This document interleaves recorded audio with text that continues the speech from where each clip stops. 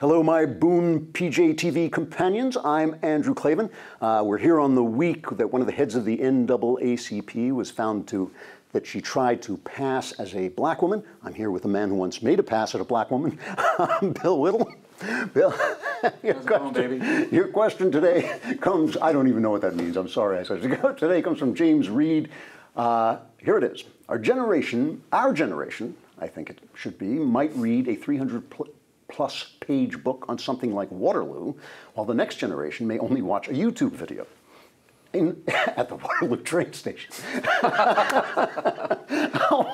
How will the future learn from the past if the important stuff gets lost amongst all the cat videos and selfies, which I personally enjoy? But yeah, well, I'm glad you mentioned Waterloo, because this right around the time of, as we tape this, is maybe the actual day or within a few days of the 200th anniversary of Waterloo. There you go. Right. And I have a friend, a very, very good friend of mine, who's leading the charge of the Scots Greys right now. He's in Belgium with his red outfit on his gray horse. He's leading the charge of the Scots Greys because he loves history as much as I do.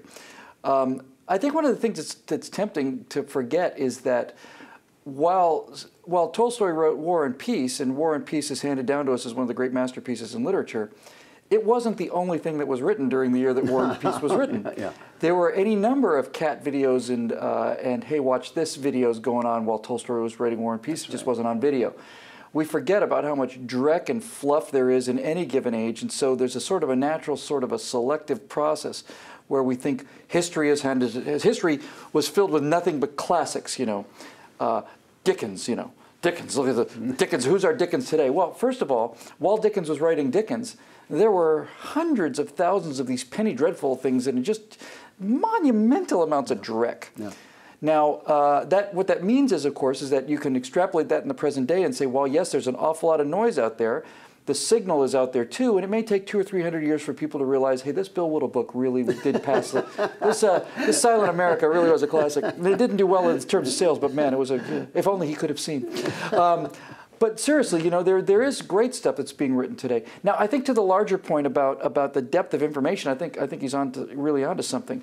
One of the problems with the internet, is it provides you with so many choices that there's no stick-to-itiveness anymore. There's a lot of books that you and I read, you know, back in our prison cells or out at sea, yeah. You know, where we had nothing else to read. So we read this damn thing and we learned something from it. But today, you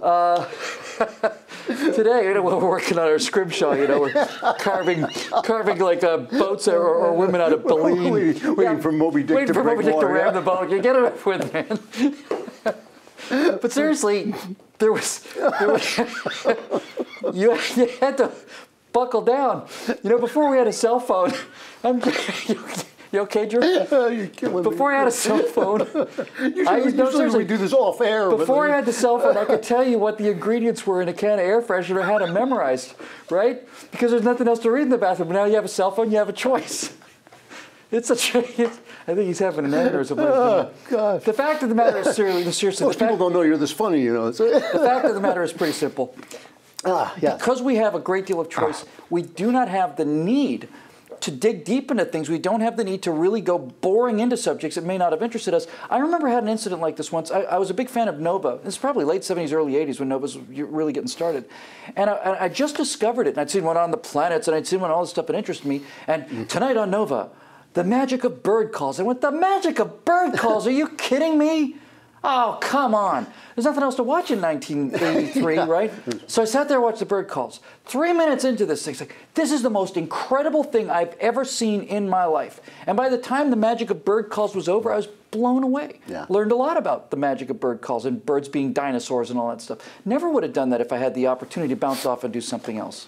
Well, first of all, I'm still laughing at the idea of you and I at sea, but I've got a little squeeze box shanty thing, you know, and you got a fiddle. I like it. You know, the other thing about this too is you mentioned, of course, the weaning process, the weeding out process of history, where all the junk gets thrown away. But there's also the fact that, like, for most of human history, 99% of the human race was illiterate. So when that's a really great point. When people used to say, you know, like, people are just reading trash, I would think they're reading something. Yeah, you know? They used to not be reading anything. I think the rank and file people are far, far, far less ignorant than they used to be in the days before all this information pouring out. You're right, it's harder to separate the wheat from the chaff. I get like millions of people. I can't believe how many people believe anything they see on the internet, any conspiracy, any kind of silly thing that comes by. But having said that, at least they're getting information. And it just did not used to be the case. Most people used to be completely illiterate, completely cut off from the power of information. It's just not true anymore. You know, you just really give me a real insight into something, because you often hear you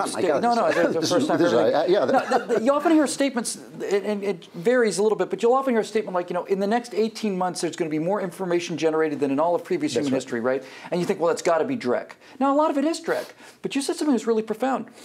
If you think about the fact that most of human history was illiterate, you always wonder about the geniuses that didn't make it, right?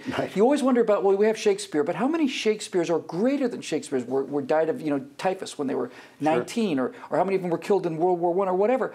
But you begin to realize that how many of these great minds either never learned to read, but back in 1680, if you wanted to publish a book, this required a kingly sum. That's right. I mean, you had to have a patron, and forget about all the genius you needed to have a writer, you had to have all the political connections just to get a book published. Right. And what it's made me realize is that for the first time in history, because of things like YouTube and blogs and so on, the large segments of the population have a voice. And yes, it all gets stored and recorded, and yes, it means there's just so much more stuff to sift through, but at least it's out there. And I just saw something on the internet. I'm gonna recommend it, even though I know a lot of people are gonna have a bit of a problem with it. I've never seen anything better. I liked it better. It was a Kickstarter project, 300 grand. It's called Kung Fury. It's got the F-bomb in it quite a bit, but it's a take on the 80s Kung Fu movies. It's simply the best thing I've ever seen. And it was produced by a guy in Sweden. For 300 grand, he raised the money from other common citizens. There's not a chance in the world that film ever would have been made, and let 1,000 flowers bloom. You know, when I was a kid, I remember realizing that people are funny. You know, people have good senses of humor. The people you meet, like on the street, you talk to here and there, you know, they just have great wit. You look at Twitter, sometimes Twitter is the funniest thing you've ever seen. Like, professional comedians are not as funny as people throwing out lines on Twitter. Yeah, but even Iowak is a professional. I'm talking about. No, you're absolutely right. Yeah. And so I don't know. I think you lose something, but I think you gain a lot. So that's all we have time for today. Let us know what questions you'd like answered below. For Bill Whittle and PJTV, I'm Andrew Klavan. Thanks for watching.